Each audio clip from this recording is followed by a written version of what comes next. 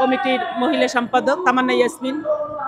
আমরা বিগত দিনে সরকারের নীতিমালার সরকারের ঘোষণার আলোকে আমাদের বিদ্যালয়গুলি চলমান। আমাদের বিদ্যালয়গুলিতে সমাপনী পরীক্ষার সার্টিফিকেট আমাদের বিদ্যালয়গুলি সমাপনী পরীক্ষার সার্টিফিকেট দিয়ে শিক্ষার্থীরা মাধ্যমিকে ভর্তি হয়, তারপর উচ্চ মাধ্যমিকে গিয়েছে। আমাদের বিদ্যালয়গুলি সঠিক যোগ্যতা থাকা সত্ত্বেও, সরকারের ঘোষণা থাকা সত্ত্বেও যাবৎ আমাদের বিদ্যালয়গুলি বৈষম্যের শিকার।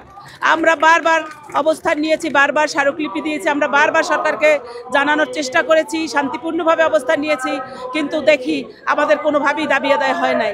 তাই বর্তমান ছাত্রগণ অভ্যুত্থানে যে দেশ গঠন হয়েছে, আমরা তাদের কাছে বলবো, প্রধান উপদেষ্টার কাছে আমাদের আকুল আবেদন থাকবে যেন আমাদের যোগ্য বিদ্যালয়গুলি যোগ্যতা অনুযায়ী জাতীয়করণ করে দেয়।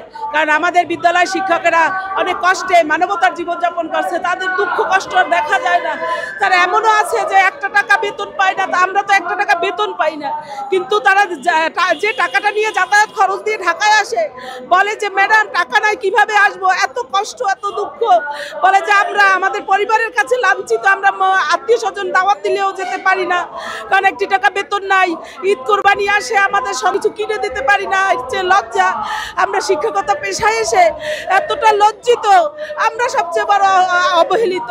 শিক্ষা যদি জাতির মেরুদণ্ড হয়, তাহলে শিক্ষক হলো শিক্ষার মেরুদণ্ড। আর আমরা যদি এভাবে বঞ্চিত হই, আমরা শিক্ষকেরা মানবতার জীবনযাপন করি। আমাদের দাবিগুলো আমরা আজকে বলতে চাই প্রধান উপদেষ্টার কাছে যে আপনি দেশ সংস্কার করছেন, আপনি দ্রুত আমাদের বিদ্যালয়ে জাতীয়করণ করে দেন।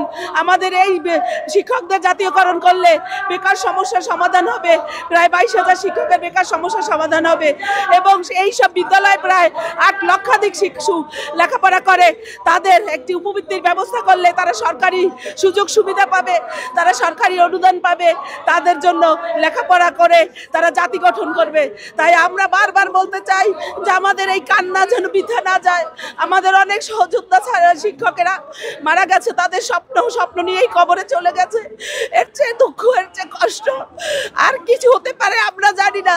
তাই আমরা চাই আমাদের প্রধান উপদেষ্টা এবং বর্তমান ছাত্র জনতা যেন আমাদের দেশ সংস্কারের সাথে সাথে প্রথমেই আমাদের বিদ্যালয়গুলি জাতীয়করণের ব্যবস্থা করে দেয়।